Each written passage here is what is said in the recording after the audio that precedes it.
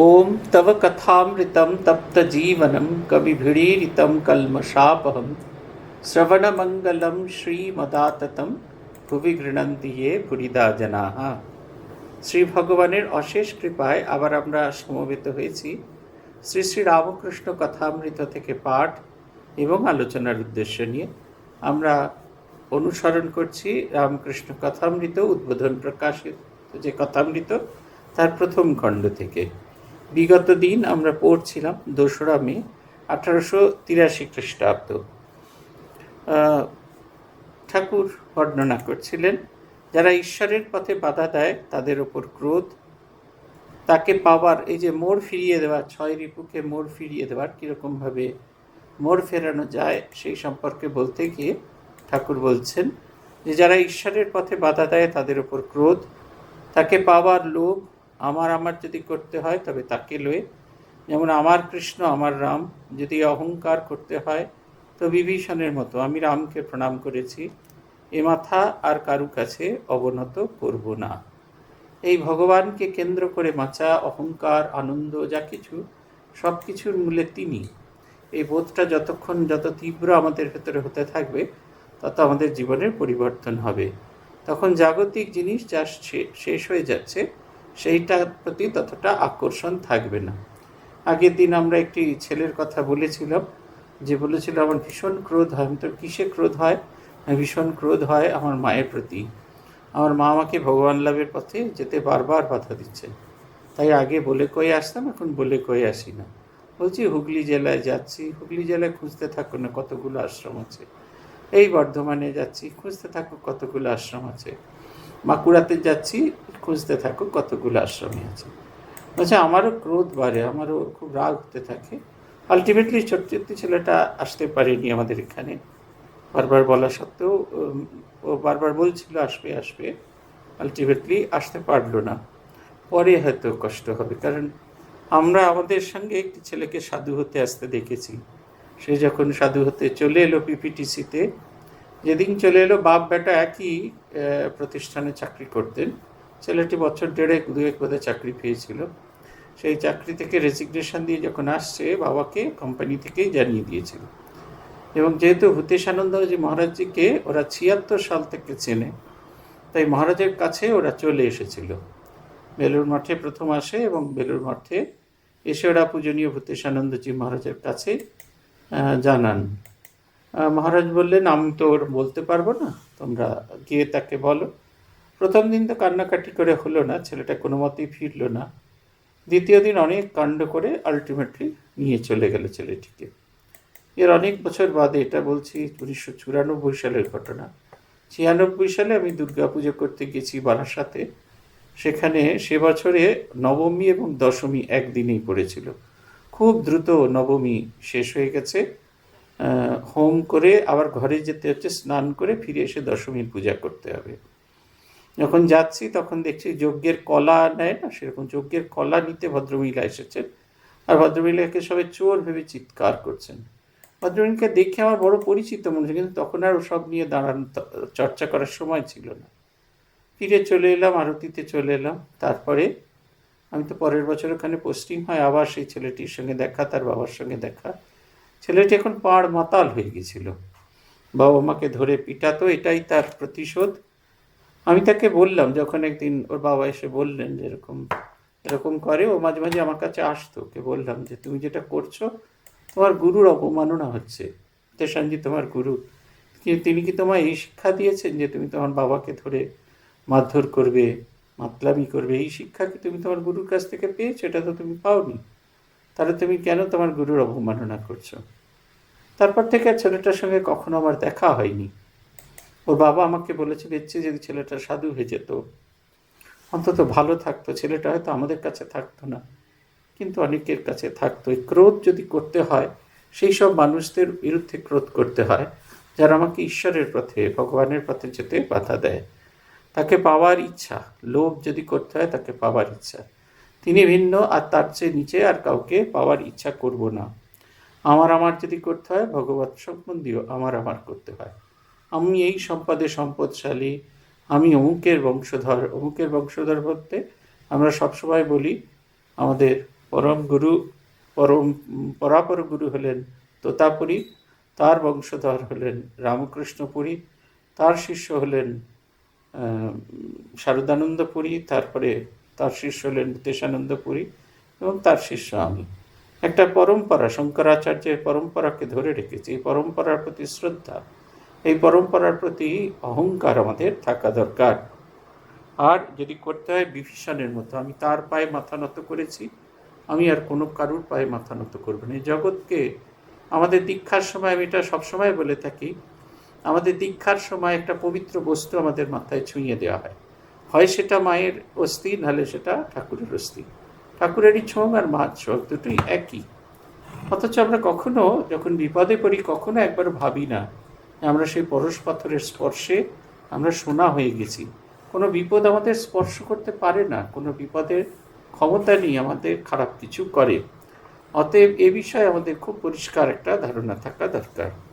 ব্রাহ্মভক্ত এবার একটা লুজ বল দিয়ে ফেলেছেন। তিনি বলছেন, তিনি যদি সব করাচ্ছেন তাহলে আমি পাপের দায়ী, পাপের জন্য দায়ী নই।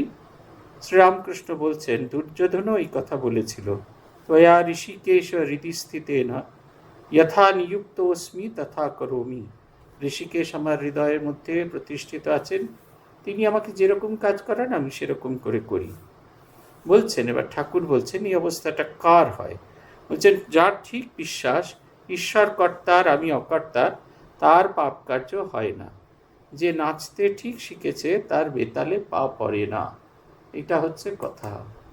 ভীষণ রকমভাবে প্রয়োজন ঈশ্বরের প্রতি আমার বিশ্বাস, তিনি কর্তা, যা কিছু করছি তিনি করাচ্ছেন। আমি কখনো তখন আর খারাপ পথে যেতে পারি না,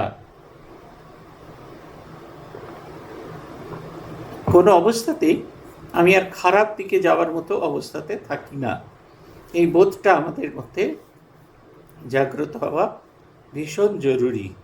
কিন্তু যতক্ষণ না আমার তার প্রতি বিশ্বাস হয়, ততক্ষণই পাপ পুণ্য, মা এটা করে ফেললাম কি হবে, সেটা করে ফেললাম ওটা কি হবে। সেদিনকে একজন বেশ বয়স্ক মানুষ, ৭৬ বছর বয়স, তিনি আমায় হোয়াটসঅ্যাপে একটা মেসেজ করেছিলেন, আমার বাড়িতে অশৌচ হয়েছে, এই সময় কি জব করা চলে? খুব কমন কোয়েশ্চেন। আমারও খুব কমন একটা উত্তর আছে, খাচ্ছেন তো? বললেন, হ্যাঁ খাচ্ছি। হ্যাঁ, খেলে তাহলে জব করাও চলে। আমরা অনেক সময় ভুলে যাই যে জপ ধ্যান, ভগবানের নাম আমাদের জীবনের একটা অঙ্গ। এই যে তাঁকে ছাড়া আমি থাকতে পাচ্ছি না, এই অংশ, এইটা আমাদের কাছে যতক্ষণ না প্রত্যয় হবে ততক্ষণ এই সংশয়গুলো চলতে থাকবে। বলছেন এরপরে ঠাকুর আরেকটি মোক্ষম একটা একদম ওভার বাউন্ডারি দিচ্ছেন। বলছেন, অন্তর শুদ্ধ না হলে ঈশ্বর আছেন বলেই বিশ্বাসই হয় না। ততক্ষণ অবধি ভগবান ছবিতেই আছেন, ঈশ্বর আছেন বলে এই বিশ্বাসটা হয় না, কারণ আমার অন্তর শুদ্ধ হয় না। আমরা পূজ্যপাদ ভূতেশানন্দজি মহারাজকে জিজ্ঞেস করেছিলাম, কারুর বাড়িতে গিয়ে দেখেছি একদম ছবি জল জল করছে, কারুর বাড়িতে একই ছবি ম্যাড় করছে, কেন এরকম হয়? মহারাজ বলেছিলেন, যারা বিশ্বাস করে যে ওই ছবিটা ছবি নয়, স্বয়ং শ্রীরামকৃষ্ণ, তাদের অন্তরের পরিবর্তন হয়, তাদের আচরণবিধির পরিবর্তন হয়। যারা বিশ্বাস করে যে ঠাকুর ওখানে বসে আছেন, অতএব কোনো অবস্থাতেই আমাদের মিথ্যা বলা চলে না, কোনো অবস্থাতেই আমাদের অন্যরকম কোনো আচরণ করা চলে না।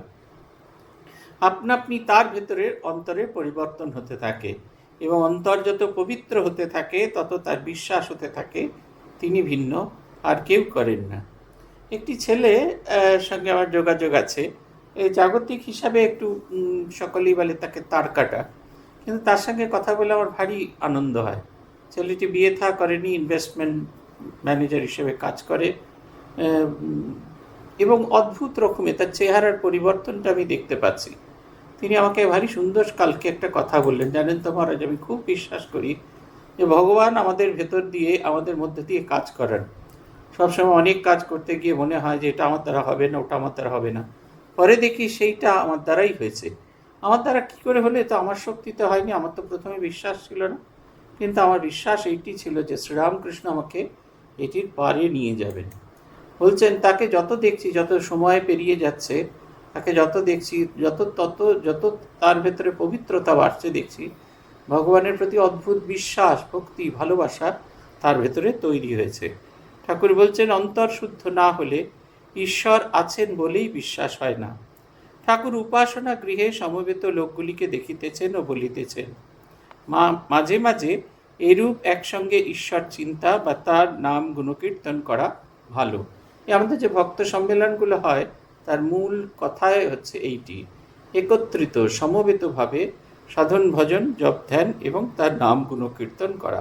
তাহলে কি হয়, একে অপরের ভেতরে যে শুভবোধ সেগুলি সঞ্চারিত হয়, আমার ভাবনা আমার চিন্তা অন্যের সাথে সঞ্চারিত হয়। যখন আমরা একসঙ্গে বসে সাধন ভজন করি তখন এটা খুব কাজে দেয়। ট্রেনিং সেন্টারে আমরা যখন থাকি তখন 2 বছর সকালে মন্দিরে সকলের সঙ্গে বসে আমরা জপ ধ্যান করি এবং বিকেলবেলা চ্যান্টিং হলে সকলের সঙ্গে বসে আমরা জপ ধ্যান করি। মাঝে মাঝেই যখন ট্রেনিং সেন্টারে সন্ধ্যেবেলা সারাদিন কাজ করে হয়তো সন্ধ্যেবেলা জপ করতে গিয়ে একটু ঘুম পাচ্ছে, তখন চোখ খুলে তাকিয়ে দেখতাম আধো আলো জ্বলছে ঠাকুরের মুখের ওপর, আর তার যে সে আলোটা যত দূর আসে তত দূর এসছে, শুধু রাশি রাশি মাথা, সবাই বসে আছেন, 100টি ব্রহ্মচারী বসে আছেন, 100টি নয়, এই 80 জন মতো ব্রহ্মচারী আমরা বসে আছি এবং এক টানা সবাই বসে ভগবানকে ডাকছেন। তখন আমাদের এই যে মনটা সবসময় ভগবান থেকে পালাতে চাইছে সে আরও ভগবান নিষ্ঠ হয়। তাই বলছেন ঠাকুর এই ইউনিভার্সাল প্রেয়ারের খুব প্রশংসা করছেন, বলছেন এরমটি মাঝে মাঝে হওয়া দরকার। তবে ঠাকুর উপাসনা গৃহে তবে সংসারী লোকেদের পক্ষে ঈশ্বরের অনুরাগ ক্ষণিক, যেমন তপ্ত লৌহে জলের ছিটা দিলে জল তাতে যতক্ষণ থাকে। এই ক্ষণিক আমরা সবসময় চতুর্বিধা ভজন্তে মান, ভগবান বলছেন তার প্রথম যে হচ্ছে সে হচ্ছে অল্প সময়ের জন্য, ক্ষণিকের জন্য। এই বিপদ হয়েছে এই কারণে আমাকে এর থেকে মুক্তি পাওয়া। এই যে আমাদের নানা উপদেবতার সৃষ্টি হয়েছে, তাই উপদেবতার সৃষ্টি হওয়ার মূল কারণটাই তাই যে এইটা বাঁচানোর জন্য ইনি আমাকে সাহায্য করতে পারেন, ওইটার জন্য উনি আমাকে সাহায্য করতে পারেন। যিনি সব কটার জানেন, সব কিছু থেকে আমাকে মুক্ত করতে পারেন, আমরা তাকে খুঁজি না। আমরা টেম্পোরারি রিলিফের কথা ভাবি। আগের দিন বলছিলাম মায়ের কথা বলতে গিয়ে এক জায়গায়, মা যে যদি শব্দটা ব্যবহার করছে তার অর্থই হচ্ছে আমরা শান্তি শব্দের অর্থটা বুঝি না, আমরা স্বস্তির সঙ্গে শান্তিকে গুলিয়ে ফেলি। স্বস্তি হচ্ছে টেম্পোরারি রিলিফ আর শান্তি হচ্ছে ইটার্নাল রিলিফ। এই দুটোর ভেতরে যে ফারাক আছে এইটা আমরা বুঝে উঠতে পারি না। তাই আমরা টেম্পোরারি রিলিফের দিকে এতটাই যাই যে আমাদের ইটার্নাল রিলিফের দিকে কিছুতেই মন যায় না। এইবার উপাসনা আরম্ভ হইবে। উপাসনা বৃহৎ প্রকোষ্ঠে ব্রহ্মভক্তে পরিপূর্ণ।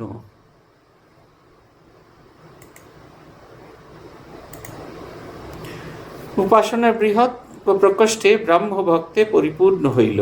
কয়েকটি ব্রাহ্মিকা ঘরের উত্তরের দিকে চেয়ারে আসিয়া বসিলেন, হাতে সঙ্গীত পুস্তক, পিয়ানো এবং হারমোনিয়াম সহযোগে ব্রহ্ম সঙ্গীত গীত হইতে লাগিল।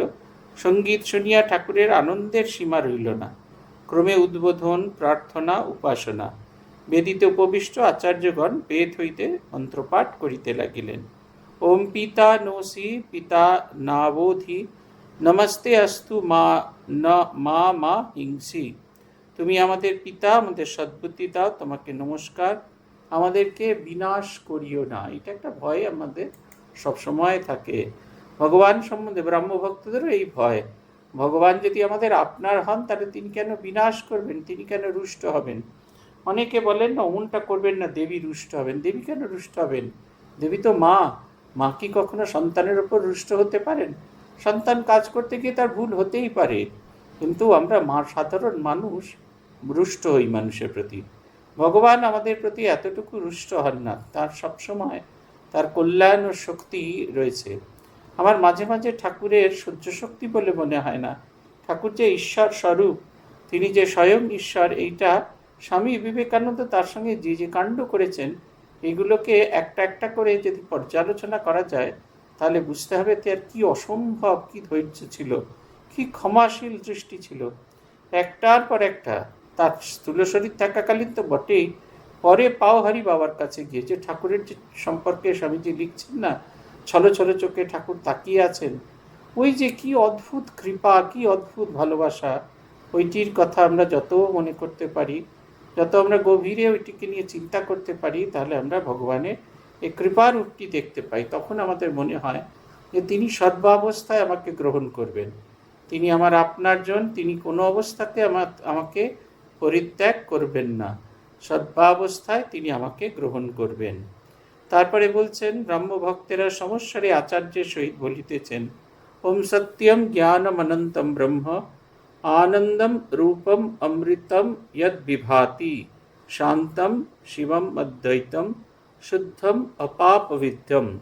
এইবার আচার্য স্তব করিতেছে, ওম নমস্তে সতে তে জগৎ কারণায় নমস্তে চিতে সর্বলোকাশ্রয়ায় ইত্যাদি স্তোত্র পাঠের পর আচার্য প্রার্থনা করিতেছেন, असतो मा सद्गमयो तमसो मा ज्योतिर्गमयो मृत्योर्माम अमृतम गमयो आविरावीर्म एधि रुद्रयत्रे दक्षिणम मुखम तेन माम पाहि नित्यम।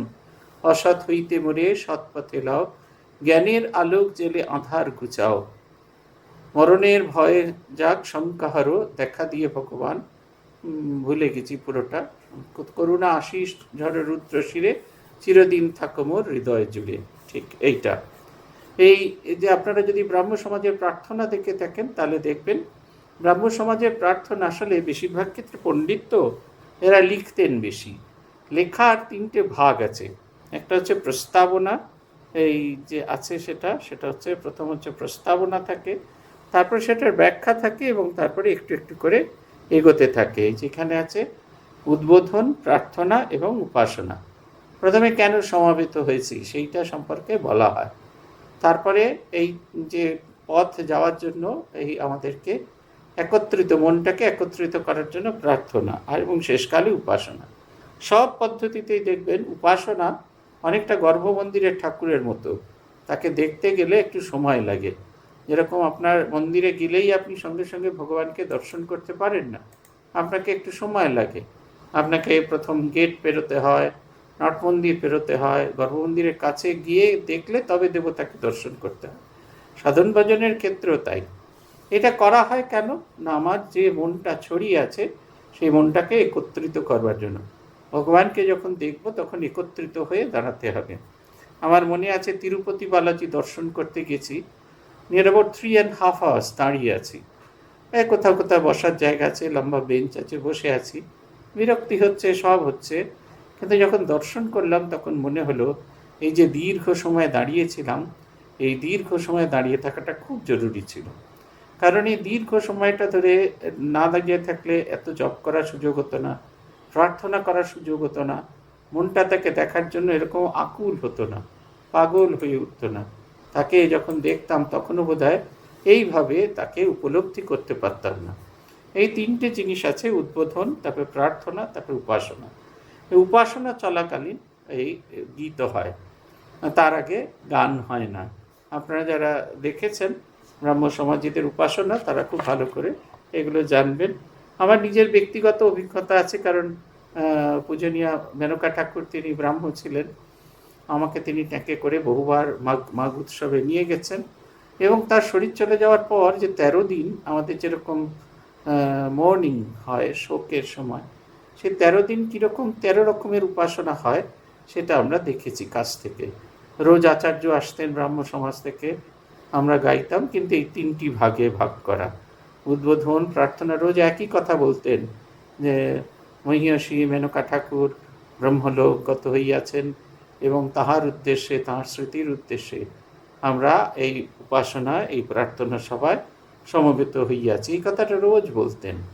তারপরে তিনি প্রার্থনা করতেন, এক একদিন এক একটা উপনিষদ থেকে তিনি প্রার্থনা করতেন, সেটার ব্যাখ্যা করতেন, এবং আমরা আমাদের আগে থেকে বলে দেওয়া থাকতো কীরকম গান গাইতে হবে, সেই দিন গাইতাম। আমরা চেষ্টা করতাম ওনার প্রিয় গান, এবং 13 দিন রোজই ওনার একটা প্রিয় খুব গান ছিল যেটা আমরা রোজ গাইতাম, ধাই যেন মোর সকল ভালোবাসা প্রভু তোমার পানে তোমার পানে। এই গানটি ওনার ভীষণ প্রিয় ছিল, এই গানটা আমরা 13 দিন রোজ গেয়েছি, উনি ভীষণ ভালোবাসতেন। আর আরেকটি গান ছিল ওনার খুব প্রিয়, আজ যেমন করে গাইছে আকাশ তেমনি করে গাও হে। এই গানটির কথা তিনি বারবার করে আমাদের বলতেন। স্তোত্রাদি পাঠ শুনিয়া ঠাকুর ভাবাবিষ্ট হইতেছেন, এইটা হচ্ছে দেখার মতো জিনিস। ব্রাহ্ম সমাজে গিয়েছেন, এই সমাজের সঙ্গে তার উপাসনার কোনো ইয়ে নেই, কিন্তু ঈশ্বরীয় কথা হচ্ছে, ঈশ্বরীয় কথা শোনা মাত্র তিনি আবিষ্ট হয়ে পড়ছেন। এটা হচ্ছে খুব ইম্পর্টেন্ট জিনিস। ঈশ্বরীয় ভাবেতে তিনি ভাবিষ্ট হয়ে যাচ্ছেন। এইবার আচার্য প্রবন্ধ পাঠ করিতেছেন, কোনো একটি বিষয় নিয়ে আচার্য বলে থাকেন। উপাসনা হইয়া গেল, ভক্তদের লুচি মিষ্টান্ন আদি খাওয়াবার উদ্যোগ হইতেছে। ব্রহ্মভক্তেরা অধিকাংশই নিচের প্রাঙ্গণে ও বারান্দায় বায়ু সেবন করতেছেন। এর পরের অংশটা আমাদের জন্য ভীষণ ইম্পর্টেন্ট। রাত্রি 9টা হইল, ঠাকুরের দক্ষিণেশ্বর মন্দিরে ফিরিয়া যাইতে হইবে। গৃহস্বামীরা আহুত সংসারী ভক্তদের লইয়া খাতির করিতে করিতে এত ব্যতিব্যস্ত হইয়াছেন যে ঠাকুরের আর কোনো সংবাদ লইতে পারিতেছেন না। এই যিনি মালিক, যিনি এটি মূল ব্রাহ্ম সমাজে যিনি উৎসবটির আয়োজন করতেন, তিনি প্রয়াত হয়েছেন। তার ছেলেরা এই উৎসবটি পরিচালনা করছেন। তারা শ্রীরামকৃষ্ণকে চেনেন না, তাই ঠাকুরের খাবার বন্দোবস্ত তারা করেননি। নিরভিমানিতা কাকে বলে এইটি আমরা দেখছি। শ্রীরামকৃষ্ণ রাখালের প্রতি, কিরে কেউ ডাকে না যে? রাখাল শক্রদে, মশাই চলে আসুন, দক্ষিণেশ্বরে যাই। ঠাকুর শ্রীরামকৃষ্ণ সহাসে, আরে রোজ গাড়ি ভাড়া 3 টাকা 2 আনা, কে দেবে? রোগ করলেই হয় না, পয়সা নেই আবার ফাঁকা রোগ। আর অত রাত্রে খাই কোথা? অনেকক্ষণ পরে শোনা গেল পাতা হইয়াছে। সব ভক্তদের এককালে আহ্বান করা হইল।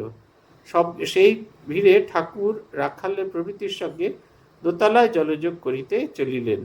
ভিড়েতে বসিবার জায়গা পাওয়া যাইতেছে না, অনেক কষ্টে ঠাকুরকে একধারে বসানো হইল। স্থানটি অপরিষ্কার। একজন রন্ধনী ব্রাহ্মণী তরকারি পরিবেশন করিল। ঠাকুরের তরকারি খাইতে প্রবৃত্ত হইল না। তিনি নুন টাকনা দিয়ে লুচি খাইলেন, কিঞ্চিত মিষ্টান্ন গ্রহণ করিলেন। ঠাকুর দয়া সিন্ধু, গৃহস্বামীদের ছোকরা বয়স, তাহারা তাহার পূজা করিতে জানে না বলিয়া তিনি কেন বিরক্ত হইবেন? তিনি না খাইয়া চলিয়া গেলে যে তাহাদের অমঙ্গল হইবে। আর তাহারা ঈশ্বরের উদ্দেশ্য করিয়াই তো এই সমস্ত আয়োজন করিয়াছেন। এত কিছু, এত অবমাননা, কিন্তু তার মধ্যেও কি নিরভিমানিতা! এটা একেবারে শেখার মতো জিনিস। আমাদের তো পান থেকে চুন খসলেই কীরকম মুখখানা যেন তিজলহারির পেছনের মতো হয়ে যায়। আমরা কিচ্ছু ভাবতে পারি না, হ্যাঁ আমাকে মান দিল না, আমার দিকে তাকালো না, আমার দিকে ফিরেও তাকালো না, এটা কি ধরনের আমাদের মনে হতে থাকে। শ্রীরামকৃষ্ণকে দেখুন, কি অদ্ভুত নিরভিমানিতা! এত কিছুর মধ্যেও তিনি তাদের কল্যাণ প্রার্থনা করছেন। এক জায়গায় আছে, পূজনীয় ভূতেশানজি মহারাজকে জিজ্ঞাসা করা হয়েছিল, মহারাজ আশীর্বাদ করুন। মহারাজ বলছেন, আমার তো আশীর্বাদ ছাড়া আর কিছু নেই। আমার সন্ন্যাসীর আশীর্বাদ ছাড়া আর কিছু কি থাকতে পারে? এই যে কল্যাণ প্রার্থনা, চিন্তা, শুধু এইটি। তার বদলে কিচ্ছু চাইছেন না, তার বদলে কোনো কিচ্ছু প্রার্থনা করছেন না। তার কল্যাণ কামনা করছে, তার যাতে ভালো হয়, তার যাতে মঙ্গল হয়, তার যাতে কল্যাণ হয়, এইটিকে। তাকে এসে মান দিক না দিক, সে তাকে চেনে কি না চেনে, সব সময় ক্ষমাশীল দৃষ্টিতে দেখছেন। গাড়ি ভাড়া চাইতে গেল, তা প্রথমে হাঁকিয়ে দিল, তারপরে অনেক কষ্টে 3 টাকা পাওয়া গেল, 2 আনার পাওয়া গেল না, বললে ওইতেই হবে। ঠাকুরের সব এরকমই জুটতেন। বলরাম বসুর সেই গাড়ি বর্ণনা আছে, বলরাম বসু গাড়ি করে দিয়েছে, তো 6 আনাতে বোধ হয় গাড়ি। ঠাকুর বলছেন, বলরাম ওতে যাবে? বলছে হ্যাঁ খুব যাবে। বলে গাড়ি বলরামনগর যখন ক্রস করছে সেই সময় গাড়ির চাকা ভেঙে গেল।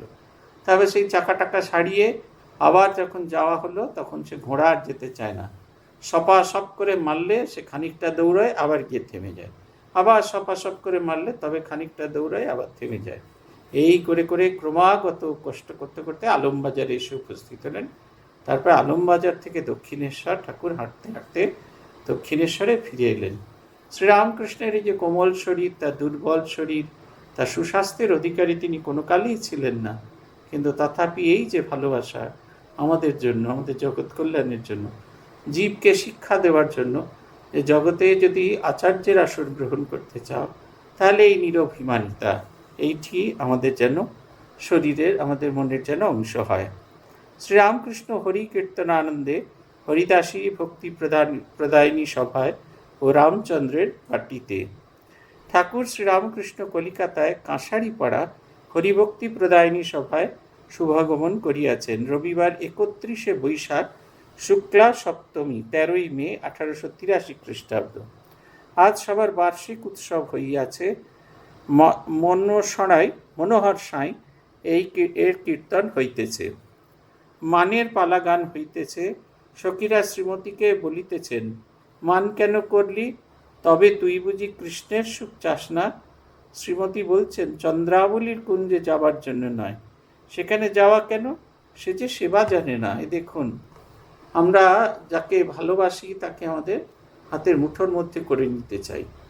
এই দেখবেন শ্রীমতী রাধিকারী আচরণ দেখলে মনে হবে যেন তিনিও আমাদের থেকে কোনো অংশে কম নন।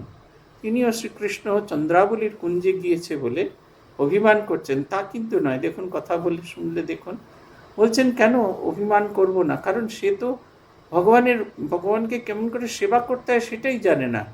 তার কুঞ্জে গেলে যে আমার প্রিয়জনের কষ্ট হবে, আমার শ্রীকৃষ্ণের কষ্ট হবে, কারণ চন্দ্রাবলী যে কুঞ্জে ঠাকুর গিয়েছেন এ নিয়ে তার কোনো বক্তব্য নেই।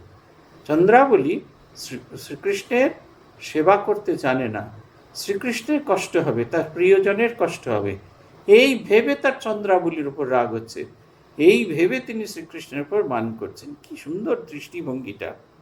পরের রবিবার 20শে মে 1883 রামচন্দ্র দত্তের বাটিতে আবার কীর্তন হইতেছে। এটা দারুণ সুন্দর মাথুর গান। ঠাকুর আসিয়াছেন বৈশাখ শুক্লা চতুর্দশী 7ই বৈশাখ। মাথুর গান হইতেছে। শ্রীমতী কৃষ্ণের বিরহে অনেক কথা বলিতেছেন। বালিকা অবস্থা থেকেই শ্যামকে দেখে ভালোবাসতাম। সখীর নোকের চন্দ দিন গুনতে গুনতে ক্ষয় হয়ে গেছে। দেখো, তিনি যে মালা দিয়েছেন সে মালা শুকিয়ে গিয়েছে, তবু ফেলি নাই। কৃষ্ণচন্দ্রের উদয় কোথায় হলো? সে চন্দ্র মান রাহুর ভয়ে বুঝি চলে গেছে। হায়, সেই কৃষ্ণ মেঘকে আবার কবে দর্শন হবে? আবার কি দেখা হবে?